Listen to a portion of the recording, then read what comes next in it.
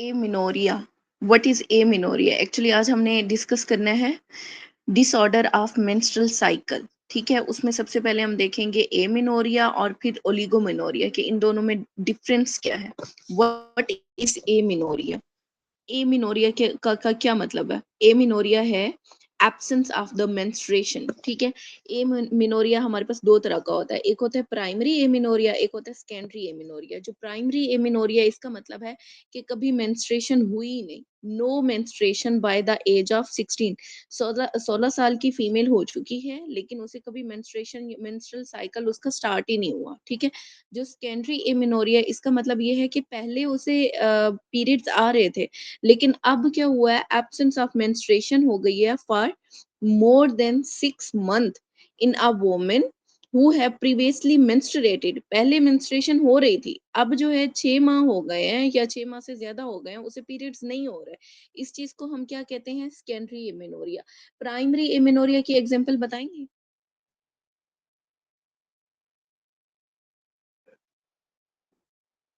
Ma'am कुछ पूछा है आपने? हाँ, प्राइमरी एमेनोरिया की example Turner syndrome. Turner syndrome. ठीक है, अच्छा सेकेंडरी एमेनोरिया के काजेस क्या क्या हो सकते हैं? सेकेंडरी एमेनोरिया में आपने अगर तो सबसे पहले एनोव्यूलेशन हो जाए, और एनोव्यूलेशन भी वैसे सेकेंडरी में ही आता है ना? आपने इसमें ना पहले एक्सक्लूड कर लेना है कि एमेनोरिया कहीं प्रेगनेंसी की वजह से तो नहीं है, लैक्टेशन की वजह से तो नहीं है, या फिर मीनोपॉज तो नहीं स्टार्ट हो रहा जिसकी वजह से एमेनोरिया हो रहा है। ठीक है, तो वो सेकेंडरी एमेनोरिया में नहीं आएगा। इन तीन चीजों को आपने एक्सक्लूड कर लेना। उसके बाद है आपका ओलिगोमेनोरिया। ओलिगोमेनोरिया में क्या होता है? Infrequent menstrual period typically occur at interval of more than 35 days with fever then 9 periods per year। वैसे तो नॉर्मली ईयर में 12 टाइम्स आने चाहिए ना, 12 मंथ में। ठीक है, अब क्या होगा? 9 पीरियड्स पर ईयर आएंगे, फीवर हो सकता है। ठीक है, और साथ में क्या होगा हमारे पास? मोर देन 35 डेज का इंटरवल आता है, कुछ दिन के लिए मोर देन 35 डेज। फिर इसके डिफरेंट कासेस हो सकते हैं। ठीक है, fewer than 9 periods per year, मतलब 9 पीरियड से कम होंगे, उससे ज्यादा नहीं होंगे, तो इसे आप क्या कहेंगे? ओलिगोमिनोरिया कहेंगे। अच्छा, इसके ना डिफरेंट काजेस हैं। या तो आपके हाइपोथैलेमिक डिसऑर्डर हो सकता है, या फिर पिट्यूटरी डिसऑर्डर हो सकता है, ओवेरियन डिसऑर्डर हो सकता है, या एंडोमेट्रियल जेनिटल ट्रैक्ट डिसऑर्डर हो सकता है। अब सबसे पहले हम देखते हैं हाइपोथैलेमिक डिसऑर्डर। जो हाइपोथैलेमिक डिसऑर्डर है, अब हाइपोथैलेमस में या तो उसके फंक्शन में कोई डिफेक्ट आएगा, या स्ट्रक्चरल एबनॉर्मेलिटी हो सकती है, या कोई जेनेटिक डिसऑर्डर हो सकता है, या फिर क्या होगा हमारे पास? सिस्टेमिक डिसऑर्डर होगा। अब फंक्शनल एबनॉर्मेलिटी में क्या होगा? फर्स्ट करो, एक बंदी एक्सेसिव एक्सरसाइज करती है जिसमें सिग्निफिकेंट वेट लॉस हो जाता है, कोई स्ट्रेस की कंडीशन है, तो उसने क्या करना है? हाइपोथैलेमिक पिट्यूटरी गोनेडल एक्सिस को जाके डिस्टर्ब करना है। उससे क्या होगा? हाइपोगोनेडोट्रोफिक हाइपोगोनेडिज्म हो जाएगा। इसके अलावा आते हैं स्ट्रक्चरल काजेस। स्ट्रक्चरल काज में हो सकता है कोई ट्रॉमा, कोई हेड इंजरी इस तरह की है वो हो गई हो जिसमें हाइपोथैलेमिक टिश्यू डैमेज हो गया हो। ठीक है, इसके अलावा क्रेनियोफ्रेंजियोमा, ग्लाइयोमा, जो हाइपोथैलेमिक लीजन है, वो भी काजेस हो सकती हैं। फिर आता है आपके पास जेनेटिक डिसऑर्डर। जेनेटिक डिसऑर्डर में सबसे पहले आता है कार्लमैन सिंड्रोम। अच्छा देखें डॉक्टर मेमो ना, इसमें कार्लमैन सिंड्रोम के फीचर्स एनोस्मिक। ए से क्या है हमारे पास? इंसोमिया हो सकता है, लॉस और reduction of sense of smell. उसके बाद है नो मेंस्ट्रुएशन। प्राइमरी इमेनोरिया हो सकता है, या फिर डिलेड और एब्सेंट प्यूबर्टी ड्यू टू किसकी वजह से? हाइपोगोनेडोट्रोफिक हाइपोगोनेडिज्म की वजह से। ओ से क्या है? ओलिगोस्पर्मिया। ओलिगोस्पर्मिया में क्या होगा? Low sperm count in the male, sex hormone deficiency, low level of sex hormone. ठीक है, जिसमें टेस्टोस्टेरोन एंड एस्ट्रोजन इन दोनों के लेवल लो होंगे। इसके अलावा मिड लाइन डिफेक्ट आता है सच एज क्लेफ्ट लिप या फिर पैलिट। आई से है इनहेरिटेड या जेनेटिक डिसऑर्डर है। ठीक है, ऑफन ये क्या है? एक्स लिंक हो सकता है या फिर ऑटोसोमल डोमिनेंट हो सकता है। इसके अलावा क्रिप्ट आर्चडिज्म, ठीक है, जिसमें undescended testes in the male होंगे। ये है हमारे पास कार्लमैन सिंड्रोम के फीचर्स। अब नेक्स्ट देखिए हमारे पास है सिस्टेमिक डिसऑर्डर। सिस्टेमिक डिसऑर्डर में क्या आता है, कंडीशन लाइक सार्काइडोसिस हो सकता है, कोई ट्यूबरकुलोसिस हो सकती है, वो भी अफेक्ट करती है, इन्फिल्ट्रेट करती है हाइपोथैलेमस को, ठीक है। इसके अलावा कुछ ड्रग्स हैं जैसे डोपामीन एंटेगोनिस्ट या फिर एक्सेसिव प्रोजेस्टेरॉन यूज, इसकी वजह से भी हाइपोथैलेमिक डिसऑर्डर हो सकते हैं। दूसरी काज क्या आती है, पिट्यूटरी डिसऑर्डर। पिट्यूटरी डिसऑर्डर में सबसे पहले आता है प्रोलैक्टिनोमा, जो कि मोस्ट इंपॉर्टेंट है। Prolactinoma common cause of pituitary adenoma, जो कि काज करता है hyper prolactinoma leading to hypogonadotropic hypogonadism, ठीक है। दूसरा क्या है हमारे पास, शीहान सिंड्रोम। अब शीहान सिंड्रोम में क्या होता है, शीहान सिंड्रोम में तो जो ड्यूरिंग जो वो होता है जब बेबी डिलीवर हो रहा होता है तो ज़्यादा जो लॉस हो जाता है ब्लड का, उसकी वजह से इंटीरियर पिट्यूटरी का नेक्रोसिस हो जाता है, ब्लड लॉस की वजह से, एक्सट्रीम ब्लड लॉस की वजह से। ये रहा आपका शीहान सिंड्रोम। शीहान सिंड्रोम में क्या होता है, एक्चुअली पोस्टपार्टम नेक्रोसिस की वजह से ऐसा हो रहा है। After child birth excessive bleeding होती है, ये देखो, ये फीमेल को दिखाई हुई है जिसमें एक्सेसिव ब्लीडिंग हो रही है, ठीक है। पोस्टपार्टम हेमरेज या फिर पीपीएच की वजह से इस्कीमिक नेक्रोसिस स्टार्ट हो जाता है, ये है, इस्कीमिक नेक्रोसिस स्टार्ट हो जाएगा। क्यों, एक्सेसिव पीपीएच की वजह से हाइपोवोलेमिक शॉक हो जाएगा, हाइपोवोलेमिक शॉक की वजह से क्या होगा, रिड्यूस ब्लड सप्लाई, जिससे इस्कीमिक नेक्रोसिस स्टार्ट हो जाएगा। अब देखो ये फिर हाइपरट्रोफाइड पिट्यूटरी ने क्या कहना शुरू कर दिया, आई एम स्टार्विंग और डाइंग इन हंगर, क्योंकि इसे मिल नहीं रहा, ब्लड सप्लाई इसकी कंप्रोमाइज हो गई है, ठीक है? अब हाइपोपिट्यूटरिज्म में क्या क्या चीजें हो रही हैं, इसमें एंटीरियर पिट्यूटरी का डिसफंक्शन हो रहा है, जो कि मोर प्रोनाउंस्ड है, और खास कर सेकेंडरी एमिनोरिया और ब्रेस्ट की एट्रोफी, जिससे क्या होगा, no menses, no mess, hypogonadism, weakness होगी, एस्थीनिया होगा, और premature ageing, hair loss. अब देखो ये फीमेल क्या कह रही है, that child costed me my youth and my hair, मतलब हेयर लॉस होना भी शुरू हो गए हैं फीमेल के, ठीक है। और ये बच्चा रो रहा है, ठीक है, क्यों रो रहा है, क्योंकि इस लैक्टेशन का इशू हो रहा है, रिड्यूस प्रोलैक्टिन की वजह से मदर जो है ना वो लैक्टेट नहीं करा पा रही, ठीक है। तो उससे क्या हो रहा है, देखो बच्चे ने क्या कहना शुरू कर दिया, why did she give me birth if she had not to breast feed me. Breast feeding में भी इशू आता है, और फीमेल का अट्रैक्शन भी अपने बेबी के साथ सही नहीं रहता, दिस इज शीहान सिंड्रोम। कितनी क्यूट स्लाइड है, वैसे इतना क्यूट सिलेबस तो नहीं है हमारा, लेकिन स्लाइड बहुत क्यूट है। नेक्स्ट है कंजेनिटल या iatrogenic काजेज। तो उनमें क्या आता है, congenital pituitary deficiencies or damage from the surgery या फिर रेडियोथेरेपी से जो डैमेज होता है वो उसके iatrogenic काजेज में आता है, पिट्यूटरी डिसऑर्डर के, ठीक है। उसके बाद है आपका ओवेरियन डिसऑर्डर। जो ओवेरियन डिसऑर्डर है ना, सबसे ज्यादा मोस्ट कॉमन जो हम वैसे भी पढ़ते रहते हैं, पॉलीसिस्टिक ओवेरियन सिंड्रोम, पीसीओएस, ठीक है। इससे क्या होगा, एनोव्यूलेशन होती है जिसमें एंड्रो हाइपर एंड्रोजिनिज्म होगा, मेंस्ट्रुअल इरेगुलरिटी होगी, और पॉलीसिस्टिक ओवरीज बनती हैं जिससे वेट गेन और बाकी सारे इश्यूज स्टार्ट होते हैं, हिस्टोटिज्म होता है। आगे है प्री मेच्योर ओवेरियन फेलियर, ये है मीनोपॉज लाइक सिम्टम इसमें स्टार्ट होते हैं, like condition before 40 years leading to, उसमें होगा क्या, हाइपर गोनेडोट्रोफिक हाइपरगोनेडिज्म, ये है प्री मेच्योर ओवेरियन फेलियर। उसके बाद एंडोमेट्रियल या फिर जेनिटल ट्रैक का डिसऑर्डर आता है, जिसमें प्राइमरी एमिनोरिया हो सकता है और सेकेंडरी एमिनोरिया हो सकता है। प्राइमरी एमिनोरिया में क्या होगा, कंजेनिटल मुलेरियन एनॉमली, जैसे एब्सेंट यूट्रस हो सकती है, या फिर आउटफ्लो ट्रैक की कोई ऑब्स्ट्रक्शन है। और सेकेंडरी एमिनोरिया में क्या आता है, उसमें मेन काज जो है वो एशरमैन सिंड्रोम है, या फिर आपने कोई इंट्रा यूट्राइन डिवाइस रखवाई, कोई इस तरह का वो हुआ, डीएनसी का प्रोसीजर हुआ, जिससे अंदर ट्रॉमेटिक इंजरीज हो गई और बाद में वहां पे एडहियन बन गई, इंट्रा यूट्राइन एडहियन, ठीक है। और ड्यू टू एंडोमेट्रियल स्कारिंग। अब what is Asherman syndrome, Asherman syndrome में भी यही है कि अगर पीरियड्स नहीं हुए, फियर और नो पीरियड्स उसके सिम्टम में, ठीक है, और period pain without bleeding, difficulty in conceiving या फिर रिकरेंट मिसकैरेज।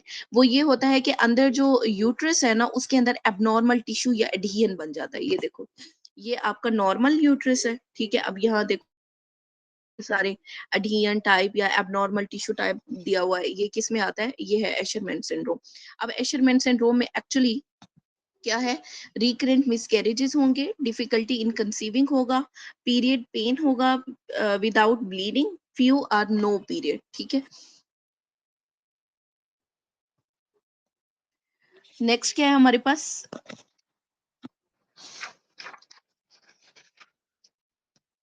इन्वेस्टिगेशन। इन्वेस्टिगेशन क्या कराओगे? अब अगर एक बंदी आपके पास आई है, उसे पीरियड्स नहीं हो रहे या कोई इस तरह का इशू है, पीरियोडिक पेन है, तो आपने उसके टेस्ट क्या क्या कराने हैं? सबसे पहले तो आपने उसका प्रेगनेंसी टेस्ट कराना है, ठीक है। उसे रूल आउट कर लिया कि प्रेगनेंसी नहीं है। फिर serum LH, FSH, testosterone level, prolactin का लेवल चेक कराएंगे। एलिवेटेड एलएच और टेस्टोस्टेरोन ये सजेस्ट करते हैं कि बंदी को क्या है? पीसीओस है। ये आपके लिए इंपॉर्टेंट है। पीसीओस में एलिवेटेड लेवल ऑफ एलएच है और टेस्टोस्टेरोन का लेवल भी बढ़ा हुआ है। रेज्ड एफएसएच क्या इंडिकेट करेगा? अगर एफएसएच ज्यादा है, फॉलिकल स्टिमुलेटिंग हार्मोन ज्यादा है, तो ये इंडिकेट करता है कि ओवेरियन फेलियर हो चुका है। क्यों? ओवरीज के अंदर जितने भी फॉलिकल है, उन सब की डेवलपमेंट के लिए क्या जरूरी है? हमारे पास फॉलिकल स्टिमुलेटिंग हार्मोन जरूरी है, ठीक है। अब वो ओवरी बनी, ओवरी के अंदर वो जो फॉलिकल है वो डेवलप नहीं हो रहे, मेच्योर नहीं हो रहे, ठीक है।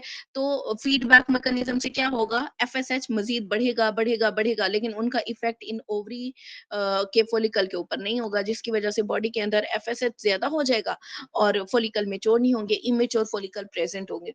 अब इमेजिंग, इमेजिंग में सबसे पहले आपने क्या कराना है? अल्ट्रासाउंड कराना है, pelvic ultrasound for the ovarian morphology. इसके अलावा आप क्या करा सकते हो? एमआरआई करा सकते हो अगर आपको शक है किसी पिट्यूटरी एडिनोमा का। फिर कोई स्पेशल टेस्टिंग, उसमें hysteroscopy for suspected Asherman syndrome, karyotyping for genetic abnormality जैसे टर्नर सिंड्रोम, उसमें आपने कैरियोटाइपिंग करा लेनी है। नेक्स्ट आता है आपके पास heavy menstrual bleeding. Heavy menstrual bleeding ना मोस्ट कॉमन अब हो रहा है, किसकी वजह से? कि कोई स्ट्रक्चरल एबनॉर्मेलिटी हो सकती है, उसकी वजह से हो सकता है, कोई एडिनोमायोसिस हो सकता है, या फिर कोई एंडोमेट्रियल पोलिप हो सकता है। इन तीनों की वजह से heavy menstrual bleed, heavy menstrual bleed को हम क्या कहते हैं? मेनोरेजिया कहते हैं। इसमें लॉस कितना होता है? इसमें आपका जो ब्लड लॉस है ना, वो होता है 80 ml पर पीरियड। हर पीरियड के दौरान लॉस ओवर 80 ml होगा, मतलब 80 ml से भी ज्यादा हो सकता है। अब प्रेवलेंस कितना है इसका? 20 to 30% of age women affect होते हैं heavy menstrual. 5% of women age consult their for general practitioner के पास जाते हैं फॉर हैवी मेंस्ट्रुअल ब्लीड। अब काजिस मैंने आपको पहले ही बता दिया कि कोई फाइब्राइड हो सकता है, एडिनोमायोसिस हो सकता है, और किसी किस्म का एंडोमेट्रियल पोलिप हो सकता है। अदर कासेस में क्या आएंगे? कोई कंजेनिटल डिसऑर्डर हो सकता है, पेल्विक इन्फ्लेमेटरी डिजीज हो सकती है, थायराइड डिजीज हो सकती है, आईयूसीडी इम्प्लांटेशन की वजह से भी हो सकता है, और कार्सिनोमास की वजह से भी। अब इसके लिए आपने इन्वेस्टिगेशन क्या करानी है? इन्वेस्टिगेशन में सीबीसी आपने कराना है, पेल्विक अल्ट्रासाउंड कराना है, एंडोमेट्रियल बायोप्सी करा लेनी है, और हिस्टेरोस्कोपी आर इंडिकेटेड। लेकिन आप ना ये सीक्वेंस वाइज चलते हैं सारे इन्वेस्टिगेशन इकट्ठे नहीं कराना, सीक्वेंस वाइज चलते हैं। आपने सिर्फ रूल आउट करना होता है काज को, और उसके बाद आपने मैनेजमेंट स्टार्ट करनी है। नॉर्मल जो हम क्लिनिक्स पे मैनेजमेंट कर रहे होते हैं, उसमें क्या देते हैं? कॉन्स्टेंट फोर्ट दे रहे वो तो होते हैं, मेनली और वो तो पेन के लिए आ गया, उसके अलावा ये ट्राइनेक्सेमिक एसिड वगैरह। ट्रांसैमिक एसिड वगैरह। जो कॉन्स्टेंट फोर्ट होती है ना, वो खाली पेन को नहीं कवर करती, वो आपकी ब्लीडिंग को भी कम करती है। मेफिनेमिक एसिड होता है उसमें भी, ठीक है। फिर ट्रांसएमिक एसिड, मेफिनेमिक एसिड, सीओसीपीस देते हैं, ठीक है। कंबाइन ओरल कॉन्ट्रासेप्टिव पिल्स, या इसकी जगह पे यही जो हार्मोनल रिप्लेसमेंट होती है, खास तौर पे ये जो प्रीमोलेट एन और वो चल रही हैं आपकी आजकल, डूफास्टान वगैरह, ठीक है। नॉर्थ ईस्टीरॉन, और फर्स्ट लाइन आपने क्या देना है, लीवोनॉर्जेस्ट्रिल देनी है, ठीक है। और सर्जिकल में क्या करेंगे, एंडोमेट्रियल एब्लेशन देंगे, हिस्टेरेक्टमी, या फिर यूएई फॉर फाइब्राइड कराएंगे। एक्यूट ब्लड लॉस के लिए, हैवी मेंस्ट्रुअल ब्लीड के लिए आपने हॉस्पिटलाइज करना है पेशेंट को, उसे स्टेबलाइज करना है और टारगेट करनी है ट्रीटमेंट। उसके बाद है आपका dysmenorrhoea. What is dysmenorrhoea? Dysmenorrhoea होती है painful menstruation, primary since menarche, मतलब ये होता है कि जब से फीमेल को पीरियड स्टार्ट हुए हैं तब से ही उसे पेनफुल ब्लीडिंग होती है, ठीक है। मिनार्की के वो कोई पैथोलॉजिकल काज नहीं है।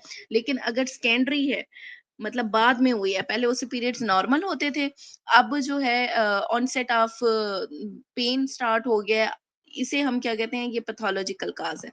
अब इसके जो काजेज हैं वो दो हैं, एक प्राइमरी है, एक सेकेंडरी है। प्राइमरी में नो अंडरलाइन पैथोलॉजिकल काज, मतलब पहले से ही, पहले दिन से बंदी को पेनफुल मेंस्ट्रुएशन होती है। जो सेकेंडरी काजेज हैं उसमें हो सकता है उसे एंडोमेट्रियोसिस हो, एडिनोमायोसिस हो, या फिर पेल्विक इन्फ्लेमेटरी डिजीज स्टार्ट हो गई हो।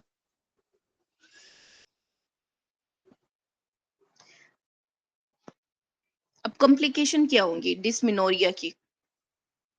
Menstrual cramps typically do not cause more issue than the interfering with everyday activity. However, the following some of the underlying condition are causing the pain.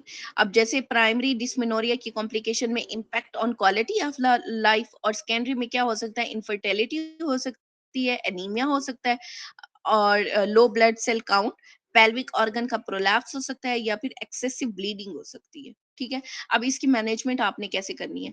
Painful है तो आपने उसे एनसिड दे देना है, खास तौर पे जैसे आइब्रोफिन हो गया। हार्मोनल कॉन्ट्रासेप्टिव पिल्स दे सकते हैं, सीओसीपीस और प्रोजेस्टेरॉन वगैरह। इसके अलावा लीवोनर्जेस्ट्रिल्स आप यूज कर सकते हो फॉर सेवरल केसेस।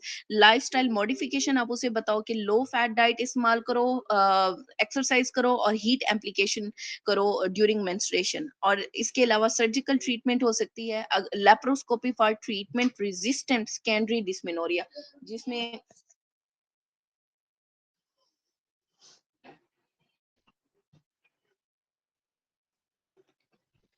अच्छा, नेक्स्ट है हमारे पास प्री मेंस्ट्रुअल सिंड्रोम।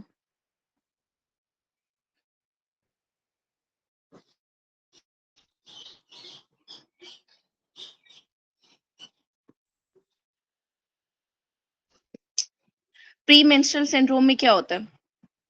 होता क्या है प्री मेंस्ट्रुअल सिंड्रोम?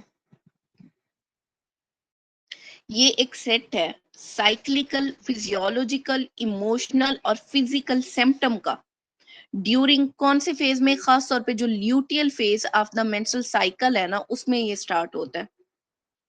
और रिजॉल्व कब होता है? जब मेंस्ट्रुएशन स्टार्ट हो जाती है। अब इसमें सिम्टम क्या क्या आएंगी? ब्लॉटिंग होगी, मेस्टेल्जिया होगा, मूड स्विंग्स आएंगी, इरिटेबिलिटी होगी, फटीग एंड हेडेक। अब यहाँ पे आपको शो भी कराया हुआ है। मूड स्विंग्स है, low mood, increase anxiety, food cravings, menstrual cramps, decrease libido, constipation, diarrhoea, tender and swollen breast, acne या oily skin, headache, fatigue, poor sleep and difficult in concentrating। Aetiology क्या हो सकती है, इसके काजेस क्या होंगे? Actually इसके काजेस अनक्लियर हैं, बट साइक्लिकल ओवेरी एक्टिविटी और इफेक्ट ऑफ ईस्ट्रोजन और प्रोजेस्टेरॉन ऑन न्यूरोट्रांसमीटर, पर्टिकुलरली जो आपका सिरोटोनिन है। सिरोटोनिन मैंने कहा था किस लिए होता है, sir is Moody, sir is Moody, तो मूड के लिए क्या होता है, सिरोटोनिन होता है, ठीक है। तो सिरोटोनिन जो है ना, वो क्या करता है, ये सारे सिम्टम, अगर सेरोटोनिन का लेवल अप एंड डाउन हो गया तो उससे ये सारे सिम्टम आएंगे। अच्छा, क्लिनिकल फीचर, क्लिनिकल फीचर जो है उसमें इंटरपर्सनल रिलेशनशिप ऑफ जो वोमेन होती है ना, वो 3 to 60% इसमें अफेक्टेड होती है मूड चेंजिंग्स की वजह से। उसके डेली लाइफ डिस्टर्ब होती है, ठीक है, और वो अफेक्ट करती है 3 टू 60% ऑफ वुमेन को। अब इसकी आपने मैनेजमेंट कैसे करनी है? सबसे पहले आपने लाइफस्टाइल मॉडिफिकेशन करनी है, उसमें करेंगे स्ट्रेस को रिड्यूस करेंगे, लिमिट करेंगे कैफीन के इंटेक को, अल्कोहल को, और रेगुलर एक्सरसाइज करेंगे। मेडिकल ट्रीटमेंट में आपने क्या देना है? वही सीओसीपी देंगे जो कि इफेक्टिव है अगर आप कॉन्टिन्यूसली लेते हो विदाउट एनी ब्रेक, और ट्रांसडर्मल ईस्ट्रोजन देंगे, वो भी हार्मोनल लेवल को स्टेबलाइज करता है। गुनेडोट्रोफिन रिलीजिंग हार्मोन एनालॉग्स देंगे जो कि स्प्रेस करता है ओवेरियन फंक्शन को, और इसे हमने ना ऑफन कंबाइन देना होता है with the hormone replacement therapy ताकि कोई बोन लॉस ना हो। और उसके बाद एसएसआरआईज मूड स्टेबलाइजेशन के लिए।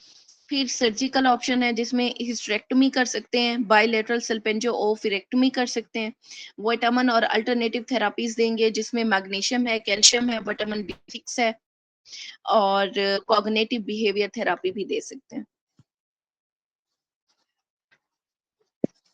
अभी हम थोड़े से एमसीक्यू पॉइंट डिस्कस करते हैं, फिर आगे चलते हैं।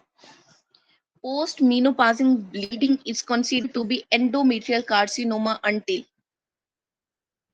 उसे हम कहेंगे कि ये एंडोमेट्रियल कार्सिनोमा है कब तक?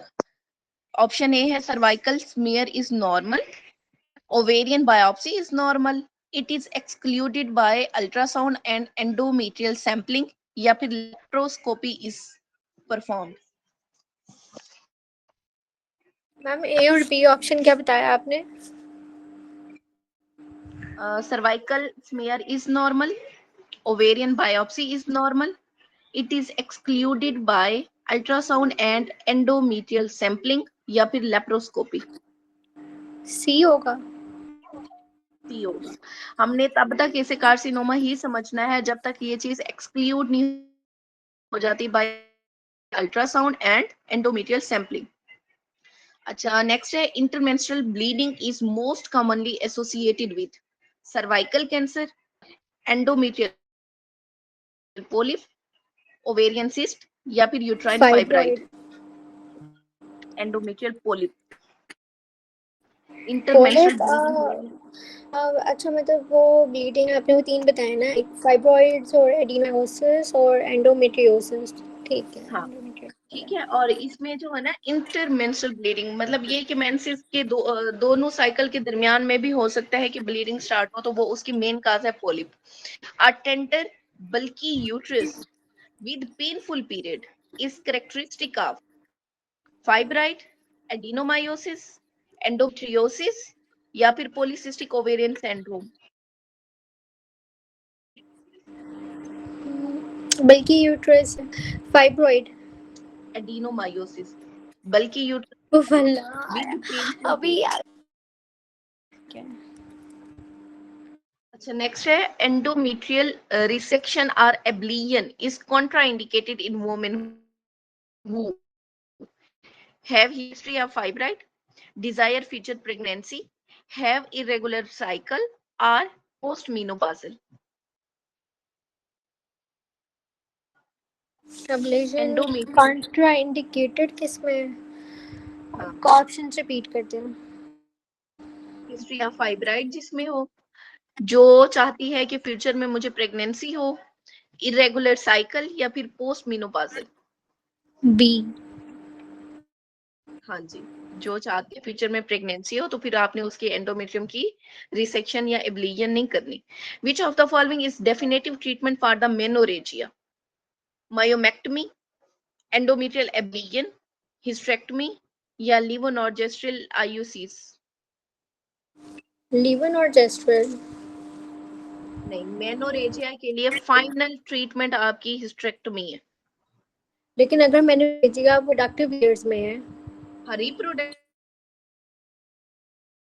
ईयर्स में आप नहीं करेंगे, आप उनसे पूछ लेंगे, अगर वो चाहती है कि फर्दर मैंने बच्चे नहीं करने, मेरी फैमिली कंप्लीट है, तो फिर आपने कराना है, मतलब फिर आपने हिस्टेरेक्टमी नहीं करनी। लेकिन अगर फिर वो कहे कि नहीं अब मुझे मजीद बच्चों की जरूरत नहीं है, मतलब यहाँ पे उन्होंने वर्ड यूज किया है डेफिनेटिव ट्रीटमेंट, और उन्होंने ये भी नहीं कहा कि रिप्रोडक्टिव एज की वुमेन है कि नहीं है, तो इसी वजह से हमने हिस्टेरेक्टमी चूज की है। ठीक Which है। डॉक्टर रुचि, सीपीएसपी के अपने Which procedure is used to obtain histology of endometrium? Laparoscopy, endometrial curettage या फिर hysterectomy? आपने फिर हिस्टोलॉजी करानी है एंडोमेट्रियम की, तो फिर क्या करेंगे? ऑप्शन सर दोबारा रिपीट कर दें।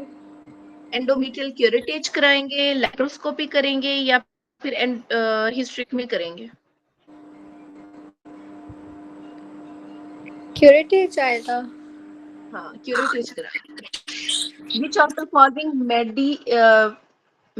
medicine reduce menstrual blood loss by inhibiting the prostaglandin formation? Levonorgestrel, tranexamic acid, mefenamic acid या फिर साइक्लिक प्रोजेस्टेरॉन?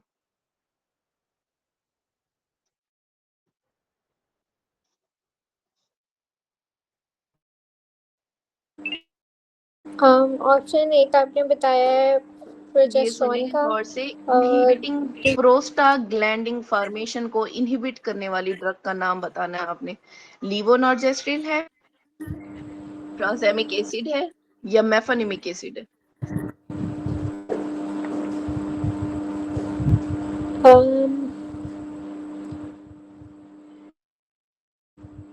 ट्रानिक्सामिक एसिड होगा।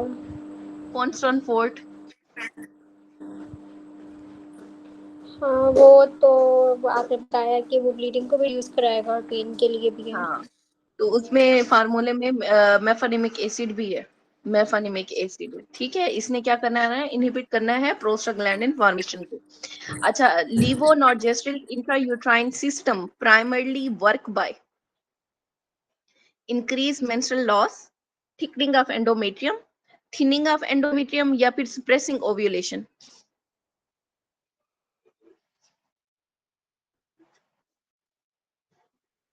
जो लिवोनॉर्जेस्ट्रिल इंट्रायूट्राइन सिस्टम है, ये क्या करती है? एंडोमेट्रियम को थिन रखती है, प्रिपेयर ही नहीं होने देती प्रेगनेंसी के इसमें लिए।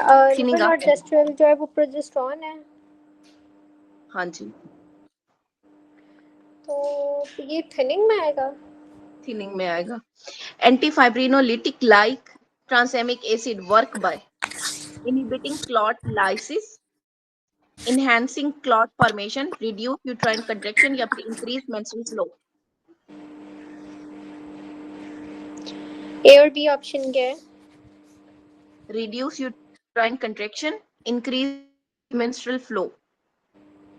नहीं, इससे पहले जो दो आपने बताए हैं। Inhibiting clot lysis, enhance clot formation.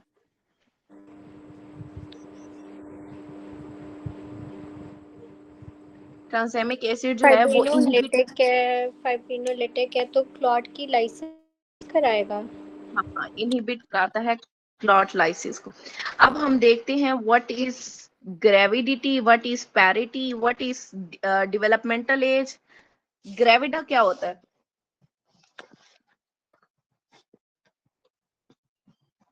हम अक्सर कहते हैं ना, ये प्राइमी ग्रेविडा है, इसका मतलब उसका पहला बच्चा है। ग्रेविडा का क्या मतलब है? Number of number pregnant of pregnancy. को ग्रेविडा कहते हैं। पैरिटी क्या होता है? जो number of number of pregnancies जो लाइव बर्थ्स में बर्थ रिजल्ट आता कितना ग्रेटर देन 20 वीक। 20 वीक से ज्यादा का जो बच्चा होगा, उनकी जो लाइव बर्थ होगी, number of live birth greater than 20 week, या फिर उसे क्या कहेंगे? 500 ग्राम फीटस। ठीक है, तो ये क्या होगा? पैरिटी होगा। अगर हम डेवलपमेंटल एज की बात करें तो वो क्या है? नंबर है। ऑफ वीक टाइम से and fertilisation. Days since fertilisation. और अगर हम बात करें गेस्टेशनल एज की, तो वो कैसे कैलकुलेट करेंगे? First day of last menstrual period. Gestational age में first day of last menstrual cycle से आपने स्टार्ट करना होता है, और आपने क्या करना है? इसे कैलकुलेट करना है। ये एब्डोमेन है, एब्डोमेन का जो अम्बलाइकल एरिया है, यहाँ तक जो गेस्टेशनल एज फंडल हाइट होती है ना आपकी अम्बलाइकस तक, वो होती है 20 वीक। उससे आगे 1 1 सेंटीमीटर आप कैलकुलेट करते जाओगे तो वो 1 सेंटीमीटर इक्वल होता है पर वीक के।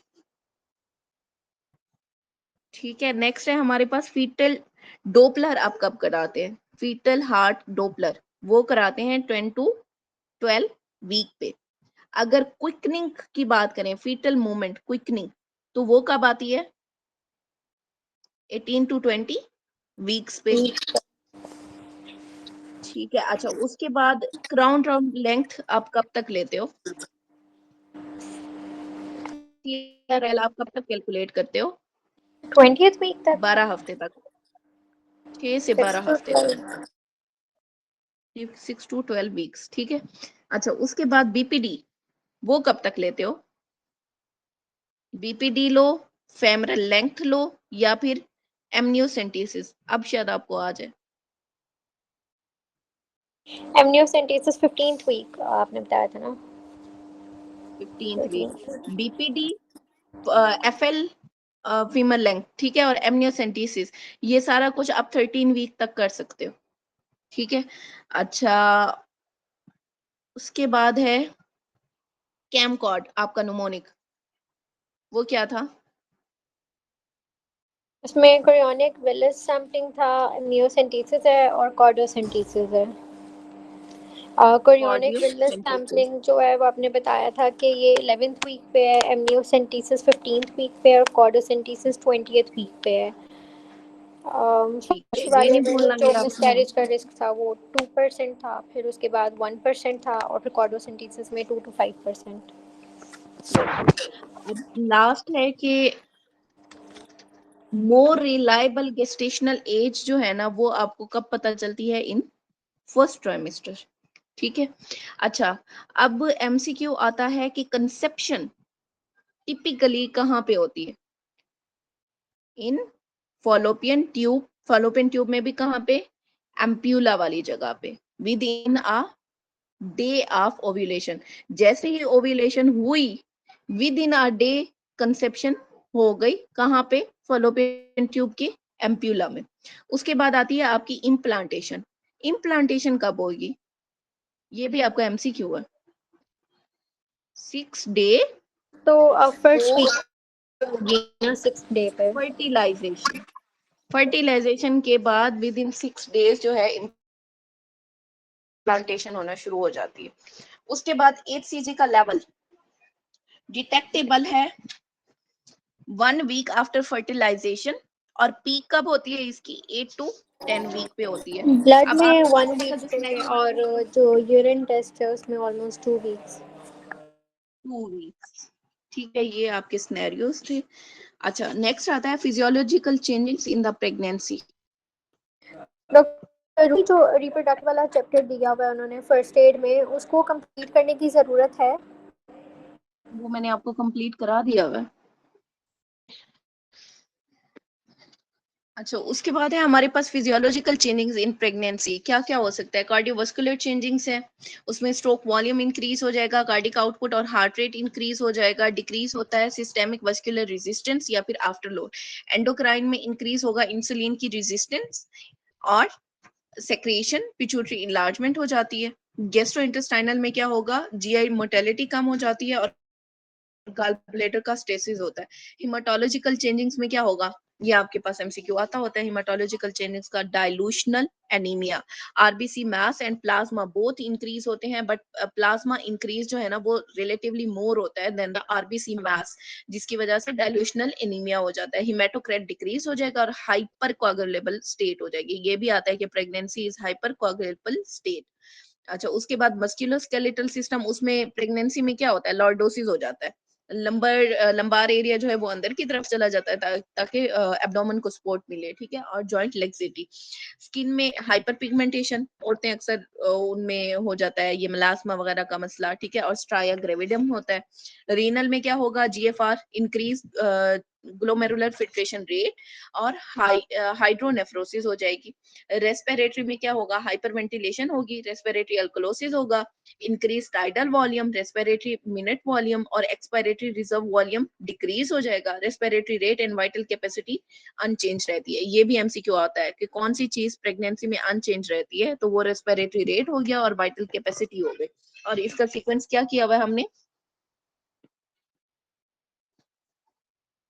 Decrease carbon dioxide is greater and decrease FeV1 over FeV2 TLC TLC greater is than greater decrease than TLC decrease. TLC is greater than decrease increase increase tidal tidal volume. Volume. ठीक है।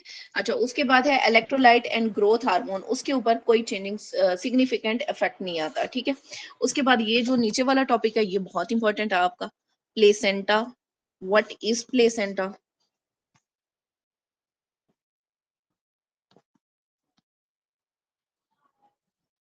Feto maternal organ को आप कहते हो placenta. ठीक है। इसके दो कंपोनेंट है, एक फीटल पार्ट हो गया, एक मेटरनल पार्ट हो गया। जो फीटल पार्ट हो गया वो डिवेलप होता है फ्रॉम द कोरियोनिक सैक या फिर कोरोनिक फ्रंडोसम। अब जो फीटल, ये सारे आपके एमसीक्यू हैं। फीटल पार्ट, एफ से फीटल पार्ट, एफ से फ्रंडोसम, याद रखना। ठीक है। तो ये कौन सा पार्ट है? फीटल पार्ट है, फ्रंडोसम। ये एमसीक्यू है आपका। मेटरनल पार्ट डिराइव्ड कहां से होता है? From the endometrium, functional layer और decidua basalis. Placenta and umbilical cord are transport system for the substance between mother and foetus. अब इन्होंने ना फंक्शन ऑफ प्लेसेंटा आपको बताए हुए हैं। प्लेसेंटा ने क्या करना है? फीटस को प्रोटेक्ट करना है, फीटस को न्यूट्रिशन देनी है, रेस्पिरेशन में हेल्प करनी है, एक्सक्रीशन में हेल्प करनी है, हार्मोन प्रोडक्शन में हेल्प करनी है। अब जो इसके फीटल कंपोनेंट है, ये फ्रंडोजम में जो फीटल कंपोनेंट है, ठीक है, उसके फिर फर्दर दो पार्ट हैं। एक है हमारे पास साइटोट्रोफोब्लास्ट, एक है सेंसिटियोट्रोफोब्लास्ट। अब वो पूछते हैं कि इनर लेयर कौन सी है, आउटर लेयर कौन सी है। ये भी एमसीक्यू है आपका। जो साइटोट्रोफोब्लास्ट है ना, ये है इनर लेयर। इनर लेयर जो है इसने क्या करना है? सेल क्रिएशन, सेल बनाने हैं। सी से सेल क्रिएशन, सी से साइटोट्रोफोब्लास्ट। उसके बाद आता है आपका सेंसिटियोट्रोफोब्लास्ट। जो सेंसिटियोट्रोफोब्लास्ट है ये क्या है? आउटर लेयर है। ठीक है। एस से सेंसिटियोट्रोफोब्लास्ट, एस से सिंथेसिस। तो ये सिंथेसिस किसकी करता है? Hormone synthesis. खास तौर पे कौन से हार्मोन की? एचसीजी HCG की।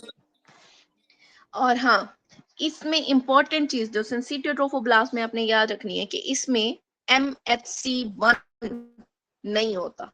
क्यों नहीं होता? ताकि माँ का जो इम्यून ताकि वो सिस्टम जो है चांसेस ऑफ वो, अटैक जो हैं वो रिड्यूस हो जाए, मैटरनल इम्यून सिस्टम से जो अटैक वेरी का गुड, चांस है। Very good. ठीक है। अच्छा, नेक्स्ट है हमारे पास प्लेसेंटल हार्मोन। प्लेसेंटा से कौन कौन से हार्मोन बन सकते हैं? सबसे पहले तो यही है आपका,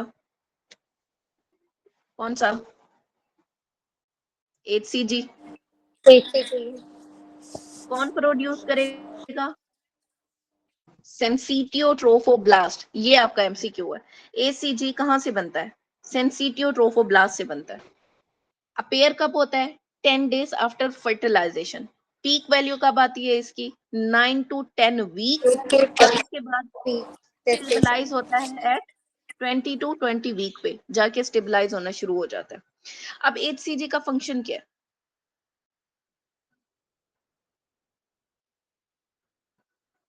क्या करना है एचसीजी ने? कार्पस वैसे तो ल्यूटियम को मेंटेन करता है। फर्स्ट ट्राइमेस्टर में तो ये इसमें रोल प्ले करते हैं ना, प्रोजेस्टेरॉन का जो कॉर्पस ल्यूटियम से उसको सीक्रेट करवाते हैं। हम्म। और क्या करेगा? मेंटेन करेगा किसे?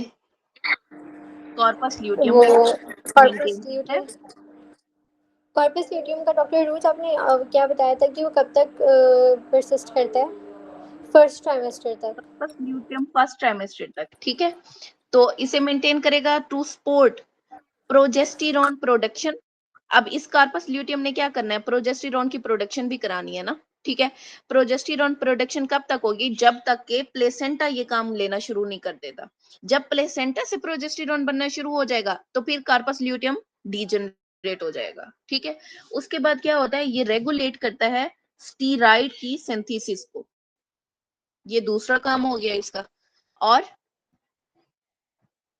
फीटल एड्रीनल ग्लैंड से भी स्टीराइड सिंथेसिस होती है। स्टिमुलेट करता है टेस्टोस्टेरोन इन फीटल मेल टेस्टिस। तीन काम है इसके। एचसीजी ने कार्पस ल्यूटम को मेंटेन करना है और कार्पस ल्यूटियम से क्या प्रोड्यूस कराना है, प्रोजेस्टेरॉन, तब तक प्रोड्यूस कराना है जब तक कि प्लेसेंटा ये काम नहीं ले लेता। दूसरा काम है इसने स्टीराइड हार्मोन की सिंथेसिस करानी है in placenta and foetal adrenal gland. तीसरा काम क्या है कि इसने स्टिमुलेट करना है टेस्टोस्टेरोन की प्रोडक्शन को इन फीटल मेल टेस्टिस।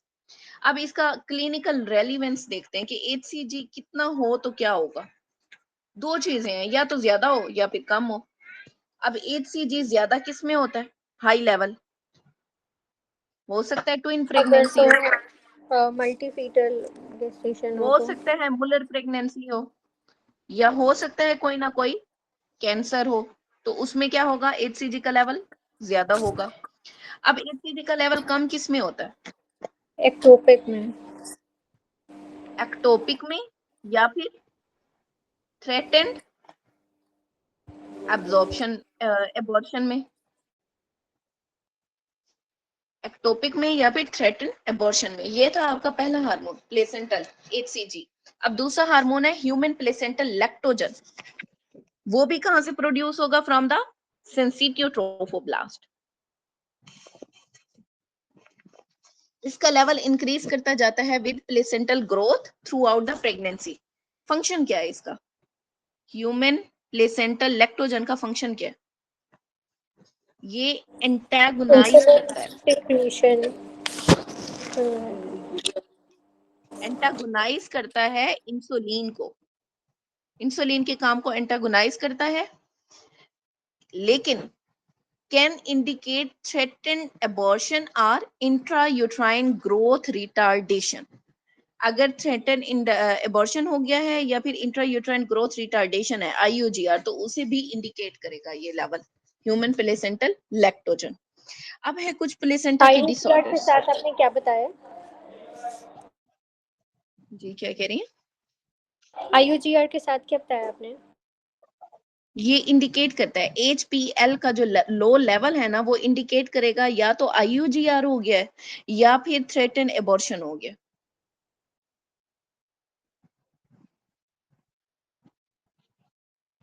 ठीक है।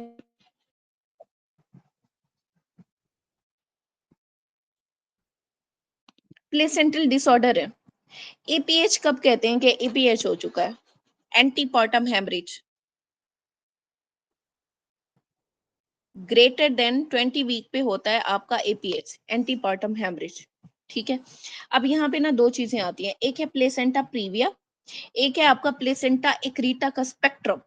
अब ये नॉर्मल आपको प्लेसेंटा दिखाया हुआ, ये वाला देखो कहाँ पे अटैच है, और ये जो है ये अबनॉर्मल जगह पे आके अटैच हो रहा है, ये आपकी एक्सटर्नल ऑस इंटरनल ऑस को कवर कर रहा है। ठीक है, तो ये क्या है आपका placenta previa.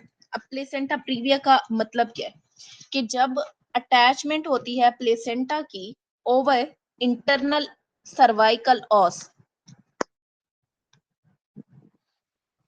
Internal cervical os के ऊपर जब अटैचमेंट होगी प्लेसेंटा की, इसे आप क्या कहते हो, प्लेसेंटा प्रीविया कहते हो। प्रेजेंट्स विद, प्रीविया में ब्लीडिंग याद रखना बहुत इंपॉर्टेंट है, पी से प्रीविया, पी से painless, not painful, painless vaginal bleeding in third trimester किसकी वजह से होगी, प्लेसेंटा प्रीविया की वजह से। बहुत इंपॉर्टेंट एमसीक्यू है। डायग्नोसिस कैसे करेंगे, ट्रांस विजाइनल अल्ट्रासाउंड कराएंगे, ट्रांस एब्डोमिनल अल्ट्रासाउंड कराएंगे, विजाइनल एग्जामिनेशन इसमें कॉन्ट्राइंडिकेटेड है। No foetal distress is observed, foetal distress इसमें नहीं होती। प्लेसेंटा जो है वो कवर कर रहा होता है आपकी इंटरनल ऑस को, और यहाँ पे पेन लेस डॉक्टर रोज मुझे ब्लीडिंग सिर्फ होती 5 है इन मिनट द, मिल सकते हैं?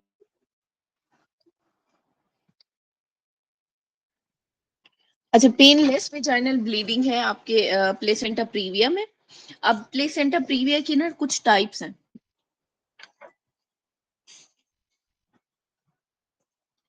ये पहला जो है ये आपको नॉर्मल प्लेसेंटा दिखाया हुआ है, दूसरे में देखो यहाँ पे थोड़ा सा मार्जिन के ऊपर आ रहा है। ठीक है, तो ये क्या है हमारे पास, मार्जिनल एट मार्जिन ऑफ ऑस जो पड़ा होगा वो है मार्जिनल प्लेसेंटा। और जिसने पार्शली कवर किया हुआ है, ये देखो यहाँ तक इसने कवर किया हुआ है, ये क्या है हमारे पास, पार्शियल प्लेसेंटा है। और लास्ट में ये जो प्लेसेंटा पड़ा है इसने क्या किया हुआ है, ये टोटल इसे कवर किया हुआ है, तो ये क्या हुआ हमारे पास टोटल प्लेसेंटा हो गया। अब एक टर्म यूज करते हैं हम, लो लाइन प्लेसेंटा। तो जो लो लाइन प्लेसेंटा उसमें क्या हो रहा है, less than 2 centimetre from the internal ऑस but over it, इसे हम क्या कहते हैं, लो लाइन प्लेसेंटा कहते हैं। अच्छा, उसके बाद है प्लेसेंटा एक्रेटा का स्पेक्ट्रम, बल्कि ये ग्रेड्स ऑफ प्लेसेंटा प्रीविया देख लो ताकि ये खत्म हो जाए। ग्रेड 1 में क्या है, माइनर सा low lying but not reaching the internal opening. Grade 2 में क्या है, edge of the placenta reach the internal opening. Grade 3 में क्या है, ये है हमारे पास पार्शियल। जो ग्रेड 2 था वो क्या था, मार्जिनल। पार्शियल में क्या आ रहा है हमारे पास, lower edge of the placenta partially cover the opening. उसके बाद है हमारे पास ग्रेड 4, उसमें कंप्लीट आ जाता है, उसमें प्लेसेंटा कंप्लीटली कवर कर रहा है ओपनिंग को। सेम एज इट इज आपको यही दिया हुआ है। लो लाइन प्लेसेंटा को क्या कहते हैं, आप ग्रेड 1 कहते हैं, जिसमें प्लेसेंटा ने लोअर यूट्रस को कवर किया हुआ है but does not reach the cervix. Grade 2 marginal है, ग्रेड 3 पार्शियल है, और ग्रेड 4 क्या है हमारे पास, कंप्लीट है। अब जो स्पेक्ट्रम है उसमें क्या आता है, फॉर्मली इसे हम कहते हैं मॉर्बिडली एडहिरेंट प्लेसेंटा। एबनॉर्मल इन्वेजन होती है ट्रोफोब्लास्टिक टिश्यू की इनटू द यूट्राइन वॉल। अब इसमें ना 3 तरह की चीजें हैं, एक है हमारे पास प्लेसेंटा एक्रीटा, एक है इनक्रीटा, एक है परक्रीटा। अब जो प्लेसेंटा एक्रीटा है, ए का मतलब है ऊपर, ठीक है, तो उसमें क्या होगा, प्लेसेंटा एक्रीटा में ये सिर्फ अटैच होता है टू द मायोमीडियम। पहले ये आप नॉर्मल देख लो, नॉर्मल किस तरह की है, ठीक है। अब ये जो प्लेसेंटा एक्रीटा है इसमें अटैचमेंट है टू द मायोमीडियम, डीपली अटैच नहीं है, सुपरफिशियली अटैच है टू द मायोमीडियम। उसके बाद है हमारे पास इनक्रीटा, इन मतलब अंदर की तरफ, ठीक है, तो ये पार्शली इन्वेड करता है, ये देखो ये इन्वेजन शो कराई हुई है, लेकिन पार्शली इन्वेड कर रहा है इन द मायोमीट्रियम। और तीसरा क्या है हमारे पास, परक्रीटा। परक्रीटा में देखो ये मायोमीट्रियम से भी बाहर आ रहा है, ठीक है, कंप्लीटली इन्वेड कर रहा है मायोमीट्रियम को और फिर सीरोजा की तरफ जा रहा है। ये 3 है, और इन तीनों में से ही एमसीक्यू आते हैं।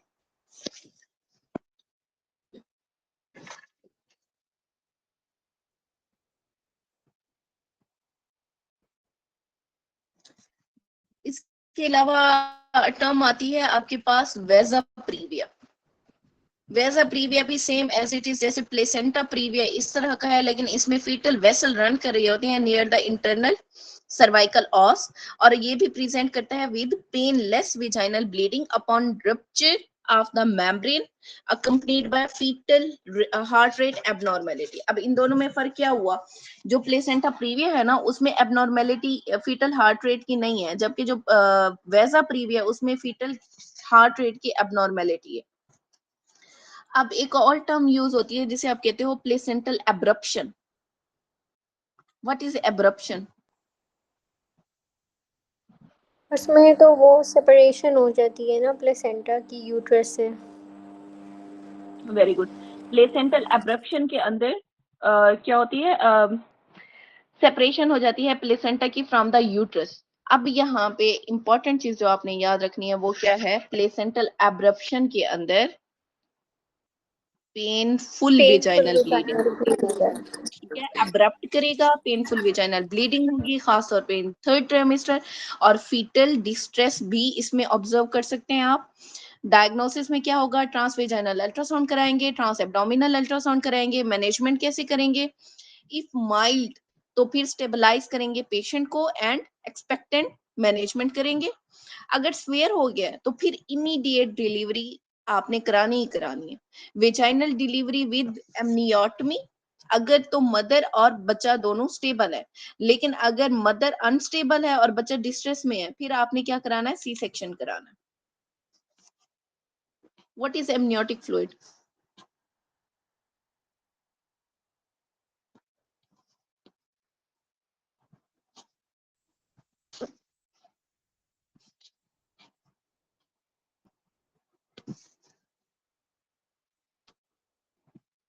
एमनियोटिक फ्लूइड मेनली कहाँ से बनता है आपके? फीटल यूरिन से बनता है और लंग लिक्विड से बनता है। ये एमसीक्यू है आपका। और रेगुलेट कैसे होता है? रेगुलेट जाहिर सी बात है जब फीटल स्वाल्विंग करेगा और उसके बाद इंट्रा मेम्ब्रेनस अब्जॉर्प्शन होती है उसकी, तो उससे क्या होगा? रेगुलेट होगा। ठीक है, अब हम दो टर्म्स यूज करते हैं, एक है पॉलीहाइड्रोमनियास, एक है oligohydramnios. What is poly, what is oligo?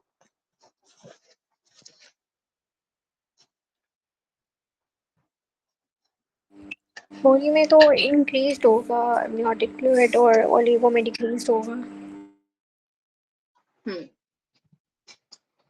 Reason क्या होगी? पॉलीहाइड्रोमनियोस तो मैटरनल डायबिटीज़ की वजह से हो सकता है। और उसके अलावा इसी में ही वो ड्यूटनल एट्रीसिया वाला भी आता है कि फीटल उसको नहीं एब्जॉर्ब कर पा रहा जो फीटस है। और ठीक है, ओलिगो जो वाला है वो रीनल एजेनेसिस की वजह से यहाँ posterior urethral valves. Very good. अच्छा देखो, जो ओलिगो जो है हमारे पास पॉलीहाइड्रोमनियास, उसमें क्या हो रहा है? एक्सेसिव फ्लूइड बन रहा है एसोसिएटेड विद इसोफिगल या फिर ड्यूडेनल एट्रेजिया और मेटरनल डायबिटीज, ये उसके काजेज हैं। अब इसमें क्या है? Defined as excessive amount of the amniotic fluid कितना? 2000 ml आर मोर। ठीक है, एक्चुअली ना हम ml में इसे काउंट नहीं करते, आपने ना AFI देखना होता है। What is AFI? Amniotic amniotic fluid fluid index. index। ठीक है, नॉर्मल एमनियोटिक फ्लूइड इंडेक्स जो होता है वो कितना होता है? 5 to 25 सेंटीमीटर। अगर तो 5 सेंटीमीटर से कम है तो फिर ये है हमारे पास ओलिगोहाइड्रोमनियास। अगर 25 सेंटीमीटर से ज्यादा है तो ये क्या है? हमारे पास पॉलीहाइड्रोमनियास है। ठीक है, it is defined as reduce, what is oligo? It is defined as reduce amniotic fluid index of 5 centimetre or less of deepest vertical pool less than 2 centimetre. Actually less than 5 पे ही हम कह देते हैं कि ये ओलिगो की तरफ जा रहा है। अब है ओलिगोहेड्रोमनियास के काजेस क्या क्या हो सकते हैं? रीनल एजेनेसिस हो सकती है, पोस्टीरियर यूरिथ्रल वॉल जिसकी वजह से वो जो पोर्टर सीक्वेंस हमने पढ़ा था वो हो सकता है। What is porter sequence? उसके अलावा ओ से ओलिगोहाइड्रोमनियोस था और ट्विस्टेड स्किन थी और ट्विस्टेड फेस स्किन थी और एक्सट्रीमिटी का डिफेक्ट था और साथ उसमें रीनल एजेनेसिस थी। ठीक है, पी से क्या था? Pulmonary hypoplasia. Very good. अच्छा, नेक्स्ट है हमारे पास अम्बिलाइकल कॉर्ड और उसके कंटेंट्स।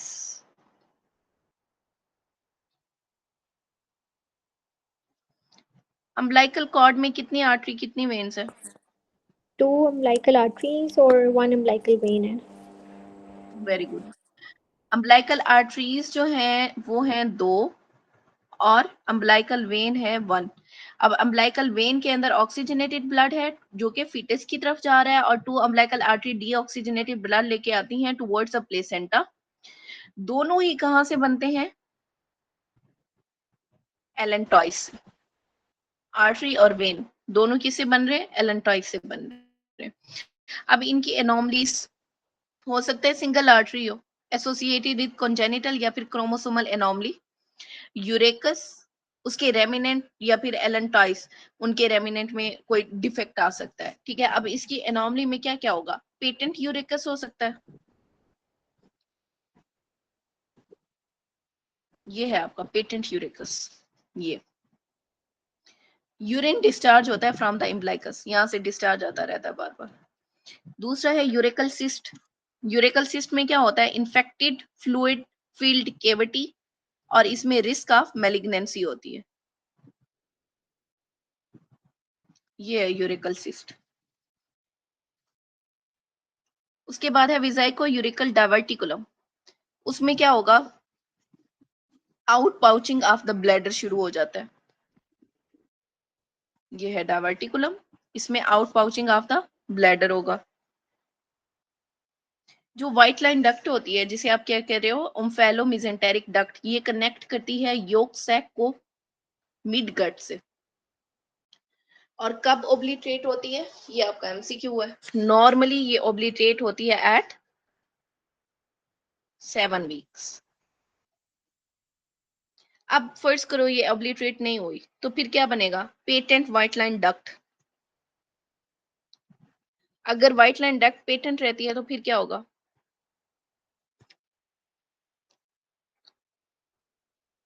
मिकोनियम डिस्चार्ज आना शुरू हो जाएगा फ्रॉम द अम्बलाइकस। अगर व्हाइट लाइन डक्ट सिस्ट बनती है तो उससे क्या होगा, इंक्रीज रिस्क हो जाएगा वल्वुलस का।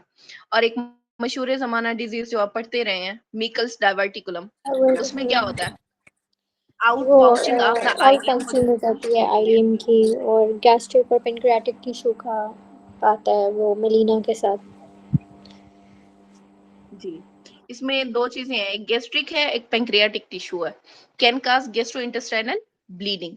अब ये देखो, ये आपको व्हाइट लाइन फिस्टुला दिखाया हुआ है, ये मिकल डाइवर्टिकुलम दिखाया हुआ है, व्हाइट लाइन साइनस दिखाई हुई है, व्हाइट लाइन सिस्ट दिखाई हुई है, और ये है व्हाइट लाइन बैंड। ये डिफरेंट एबनॉर्मेलिटीज हैं, बस आपको इनके नाम और थोड़ा थोड़ा आइडिया होना चाहिए, इससे ज्यादा नहीं। अच्छा, थोड़ी एमसीक्यू डिस्कस कर लें। Yes. What what condition is suggested by 32-year-old woman at 28 week with painless bright red bleeding in a twin pregnancy? Painless bleeding है, किस प्लेसेंटा में होगी, placenta previa, placenta previa. Previa में। Very good. What condition is likely 34-year-old woman at 7 week with the left-sided abdominal pain, brown discharge, history of pelvic inflammatory disease? Threaten miscarriage होगा, ectopic pregnancy, placenta praevia या placental abruption. 7 week की pregnancy है with left sided abdominal pain, brown ये discharge ectopic और history थी ectopic pelvic. Very ectopic. Good. What is indicated by, हाँ जी, 26 week old woman, 26-year-old woman at 7 week with the bright red vaginal bleeding and suprapubic tenderness but closed cervix. Placental abruption है, threaten miscarriage है, ectopic pregnancy है या placenta previa? जो suprapubic pen है उसको, और वेजाइनल ब्लीडिंग का वो आपने बताया कि क्लोज सर्विक्स है। हाँ और हाँ, एक और पॉइंट बताया है। बस यही डायग्नोस्टिक पॉइंट है इसका कि क्लोज सर्विक्स है। मिस कैरेजेस में ऑप्शन में आपने क्या बताया, थ्रेटेंड और दूसरा क्या? बस एक ही है, थ्रेटन मिसकैरेज है, प्लेसेंटल एब्रप्शन है या एक्टोपिक प्रेगनेंसी है। अब जो मिस कैरेजेस की टाइप्स हैं उसमें कुछ में सर्विक्स क्लोज्ड और ओपन का भी डिमार्केशन है ना, I guess threatened miscarriage तो नहीं है। वेरी गुड, थ्रेटन मिसकैरेज है। What condition is suggested by 32-year-old woman at 34 week with several abdominal pain, bright red bleeding with clot and painful uterus? Painful uterus. Placental abruption. Very good.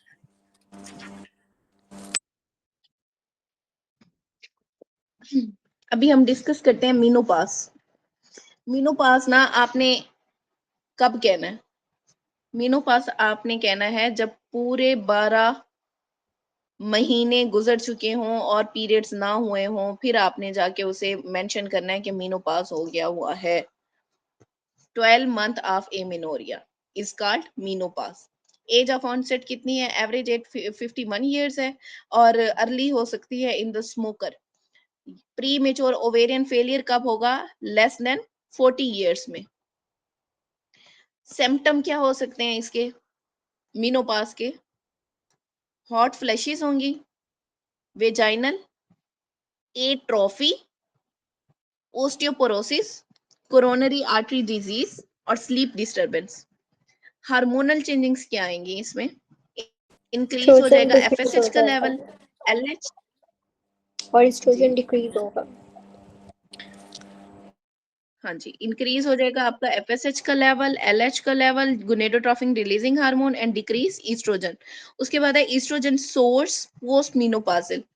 Post menopausal oestrogen source क्या है? Peripheral conversion होती है androgen की और increase हो जाएगा androgens leading to हिस्टोटिज्म। Treatment क्या देंगे? हार्मोन रिप्लेसमेंट थेरेपी दे सकते हैं, लेकिन इसके भी साइड इफेक्ट हैं। क्या साइड इफेक्ट हैं? कि ब्रेस्ट या एंडोमेट्रियल का कार्सिनोमा काज कर सकता है और हाइपरकोगुलेबिलिटी। ये दोनों आपके एमसीक्यू हैं कि हार्मोन रिप्लेसमेंट थेरेपी के साइड इफेक्ट क्या है। मैम अच्छा, इसके उसके बाद है जो हार्मोन आते हैं ना रिप्लेसमेंट थेरेपी। एमसीक्यूज, वो बहुत कंफ्यूज करते हैं हर दफ़ा। अम, उन्होंने एंडोमेट्रियल चाहिए का भी ऑप्शन दिया होता है, और जो थी पिल्स और इस तरह करके आप कुछ बता रही थी ना हार्मोन रिप्लेसमेंट थेरेपी का। एक जो पढ़ा था हम्म। हमने, हेपेटिक एडिनोमा होता है जो हाई एस्ट्रोजन हाँ, से। वो लो ईस्ट्रोजन रिप्लेसमेंट थेरेपी से होता है। और वैसे मतलब वो जब पूछते हैं ओसीपीज का, तो उसमें कहते हैं कि वैसे रिस्क जो है थ्रोम्बोएम्बोलिज्म का है। हाँ, वो ये वाला कि मतलब ओसीपीज से कोई होता है एंडोमेट्रियल सीए का। हाँ, होता है। हार्मोन वो ये रिप्लेसमेंट वाला। थेरेपी जितने भी आप देते हैं, उसमें एंडोमेट्रियल कार्सिनोमा भी हो सकता है, ब्रेस्ट कार्सिनोमा भी हो सकता है। ठीक है। लेकिन अगर सिर्फ मतलब एस्ट्रोजन कंटेनिंग। अच्छा, नेक्स्ट है हमारे पास टाइप ऑफ मेन यूजेस क्या है। हार्मोन रिप्लेसमेंट थेरेपी यूज करते हैं टू एलिविएट मेनोपॉजल सिम्टम, जैसे vasomotor symptom, hot flashes, night sweats, vaginal dryness, और प्रिवेंट करते हैं ओस्टियोपोरोसिस से। ठीक है, अब type of hormone replacement therapy, इसमें क्या आता है हमारे पास? सबसे पहले है ईस्ट्रोजन, फिर है प्रोजेस्टेरोन, और उसके बाद कुछ रेजीम्स आपको बताई है। पहले है ईस्ट्रोजन। ईस्ट्रोजन आप कैसे देते हो? टाइप्स हैं उसकी, ईस्ट्राडायोल प्राइमरी साइकोलॉजिकल ईस्ट्रोजन हो गया, और ईस्ट्रोन सल्फेट, ईस्ट्रायोल, और कंजुगेट ईस्ट्रोजन। ये आपके याद करने के नहीं है। इसका रोल क्या है? रोल में देखो, ईस्ट्रोजन हेल्प करती है elevate menopausal symptom, but increase करती है risk of endometrial hyperplasia and cancer if not opposed by progesterone. अगर आपने प्रोजेस्टेरोन ऐड किया, यही वो बात है जो मेरे ख्याल में आप पूछना चाह रही थी। जी ma'am. Estrogen help alleviate menopausal symptom, but increase risk of endometrial hyperplasia and cancer अगर आपने उसे अपोज ना किया बाय एडिंग प्रोजेस्टेरोन। अगर प्रोजेस्टेरोन ऐड कर दिया तो फिर कैंसर और एंडोमेट्रियल हाइपरप्लेजिया का रिस्क कम हो जाएगा, लेकिन अगर आप नहीं ऐड करते तो उससे क्या होगा? हमारे पास रिस्क बढ़ जाएगा। इंडिकेशन क्या है? Systemic oestrogen only hormone replacement therapy suitable for the women post hysterectomy. उसके बाद है हमारे पास प्रोजेस्टेरोन। प्रोजेस्टेरोन में नॉर्थिस्टेरोन आ जाता है, लीवोनॉर्जेस्ट्रिल आ जाता है। ये डिफरेंट इसके नाम दिए हुए हैं। आगे रोल देखो इसका, इसमें क्या करना है? प्रोटेक्ट करना है एंडोमेट्रियम को in women with the uterus and prevent endometrial hyperplasia. ये इसका इंपॉर्टेंट है, ये हमारे पास एमसीक्यूज आते हैं कि प्रोजेस्टेरोन ने एंडोमेट्रियम ऑफ द वोमेन को प्रोटेक्ट करना है विद इन द यूट्रस और प्रिवेंट करना है एंडोमेट्रियल हाइपरप्लेजिया। अब कुछ इसकी रिजीम है, कुछ साइक्लिकल रिजीम है, कुछ कॉन्टिन्यूअस कंबाइंड रिजीम है। ठीक है, साइक्लिकल में क्या आता है? प्रोजेस्टेरोन ऐड करते हैं for 10 to 12 days of 28 days cycle, जो कि मंथली मेंस्ट्रुएशन काज करेगा और सूटेबल फॉर पेरी मीनोपाजल, या जो प्री मीनोपाजल सिम्टम आ रहे होते हैं उसमें, आर अर्ली मीनोपाजल वोमेन के अंदर। उसके बाद है continuous combined hormone replacement therapy, जिसमें oestrogen and progesterone are taken daily without break, suitable for the women over 54 year or post menopausal for last 1 year, reduce the incidence of bleeding। ये वैसे आपकी याद रखने की नहीं है। आगे रूट ऑफ एडमिनिस्ट्रेशन हैं, कुछ ओरल है, कुछ ट्रांसडर्मल है, और कुछ इंट्रायूट्राइन डिवाइस है। इंट्रायूट्राइन डिवाइस कौन सी रखते हैं? मेरिना, ये नाम तो मतलब बहुत ही फेमस है। अच्छा, और ओरल के जो एडवांटेज और डिसएडवांटेज देख लें। एडवांटेज में क्या आता है हमारे पास?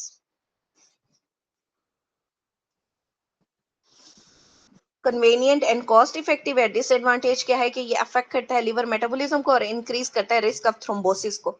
अगर ट्रांसडर्मल पैच आप रख रहे हैं तो वो बाईपास करता है लिवर मेटाबॉलिज्म को और रिड्यूस करता है रिस्क ऑफ वीनस थ्रोम्बोएम्बोलिज्म और एडवर्स लिपिड इफेक्ट करता है।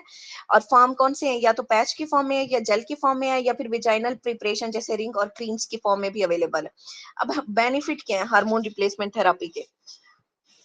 वेसोमोटर सिम्पटम सिग्निफिकेंट इंप्रूव करेगा विद इन 6 वीक और इंप्रूव करेगा स्लीप को और डे टाइम फंक्शन को, बोन की हेल्थ को बेहतर करेगा, ओस्टियोपोरोसिस को प्रिवेंट करेगा, लोअर जेनिटल ट्रैक उसमें लोकल और सिस्टेमिक बेनिफिट देता है, एलिवेट करता है ड्राइनेस को, सोरनेस और डिस्पेरिन्यूरिया, और पॉसिबली इंप्रूव करता है रिस्क ऑफ सिस्टाइटिस को। अगर कार्डियोवास्कुलर सिस्टम की बात करें तो उसमें पोटेंशियल बेनिफिट ये देता है, अर्ली एडमिनिस्ट्रेशन में रिड्यूस कार्डियोवास्कुलर डिजीज और risk of preventing atheroma formation, colon cancer का रिस्क जो है वो रिड्यूस हो जाता है, but not primary indication of hormone replacement therapy.